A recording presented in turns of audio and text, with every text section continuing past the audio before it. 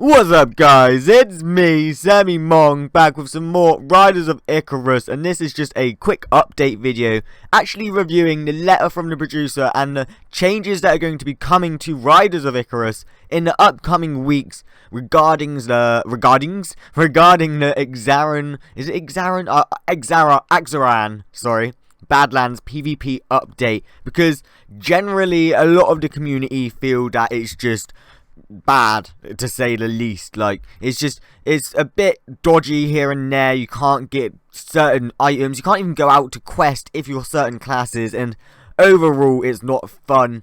For like me personally, some of the reasons that I kind of left the Riders of Icarus PvP alone is because you've got the big guilds camping the spawn gates, meaning that you're just not getting out.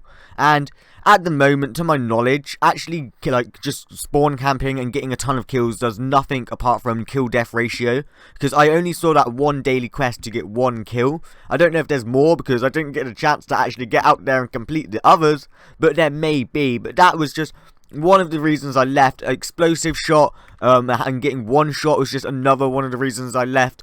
Guardians just constantly pulling me back. Like, you have a chance to escape and then you get a guardian pullback.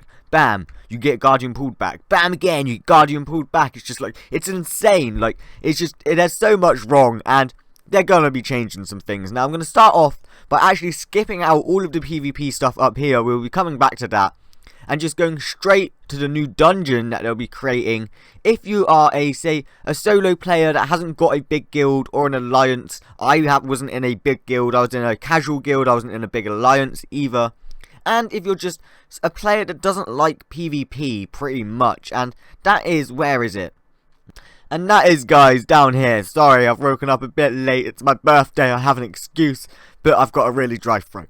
But where I'm trying to look for the blah, blah, blah. Here it is, Layer of Icarus. Oh, I can't highlight it, guys. It's right here. Now, this dungeon, in a nutshell, will be a personal-based instance. So I'm presuming a solo dungeon where you can go in, defeat the boss, and you'll get this new item called the Master Mark. And this item will allow you to tame whatever familiar spawns inside that dungeon. So once again, I'm guessing it's a random respawn each time you run it, but it will allow you to get tames from, say, Exarahn Badlands that you can't potentially get because of, once again, you're a solo player, you keep getting killed, etc, etc. They have changed PvP, I will explain that in a minute, but it's just another chance to get the familiars a different way. Now, they don't have this on Project Icarus Online, the version I'm currently playing, so I will be coming back to this as soon as it's like out, in the minute it's released, to try this out, because this sounds really interesting. I do like the look of this.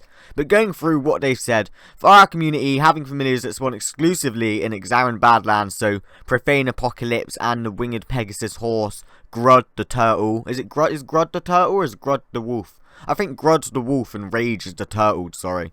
But having exclusive spawns in Exarahn Badlands gave the impression that PvP was mandatory, so obviously some people didn't want to do it to start off with, and that is not optional content, which is what they wanted it to be. But to be honest, if you had to work up a hunter's set to get Profane Apocalypse, then you've not really got the option there, have you? Like, you've got to go out, you've got to PvP, you've got to get your daily quest done to get the materials you need to make it. So there is not really an option, but that's just my 2 cents on it.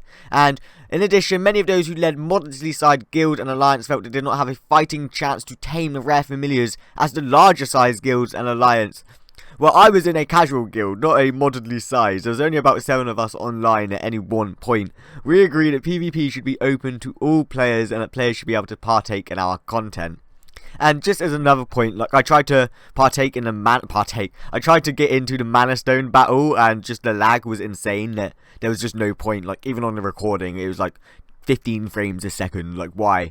But to address this concern, we will be introducing Layer of Icarus. Is it Icarus? I'd say it's Icarus, in a few weeks, so I'd say 2 to 3 weeks, expect a video on this dungeon, which is a personal instance-based dungeon. So that's where I'm getting the solo, you know, like Jack's Cave, where you get the item to tame Fenris, a really good farming spot for lower level resources, something along the lines like that, where familiars of all grades will spawn at set rates, okay? So potentially a random respawn each run, or like every time you go through the run. Say Profane Apocalypse will spawn at this point 12 minutes in. Grudge will spawn at this point 4 minutes in, or something along the lines of that, and you have to get there and clear out the area of mobs, so to say, and then be able to tame the familiar.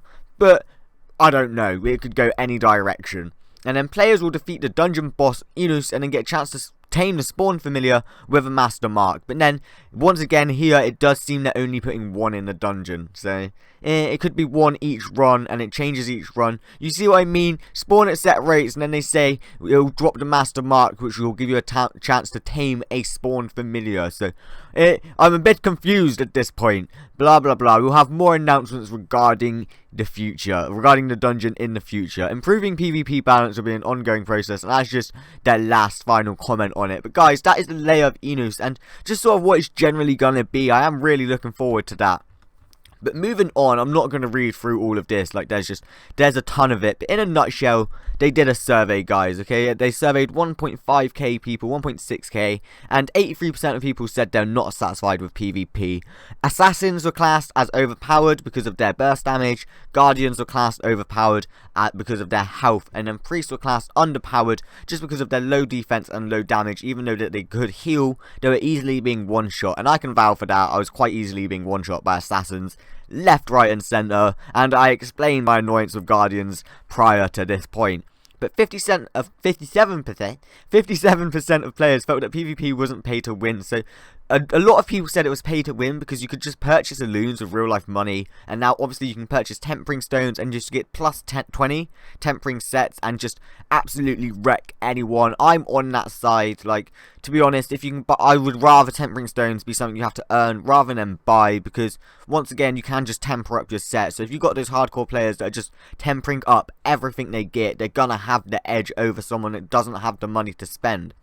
Now moving on, this is just about graphics lag, and that they'll be improving it, and action mode didn't work during the Mana Stone battle. Moving on, this is the table that's meant to be the class, like, advantage to non-advantage. So a Berserker to a Berserker doesn't have an advantage, a Berserker to the Guardian doesn't have an advantage, but a Berserker over an Assassin has an advantage, a Berserker over a Wizard has an advantage, a Berserker over a Priest has an advantage. So just take a couple of seconds to look through that. And what I want to point out is that a Priest over a Wizard, it says no advantage. I highly disagree with that. Fair enough, we've got fears, we've got stuns, and we've got a shield. But as a Wizard, I've played a little bit of a Wizard now, up to about level 18.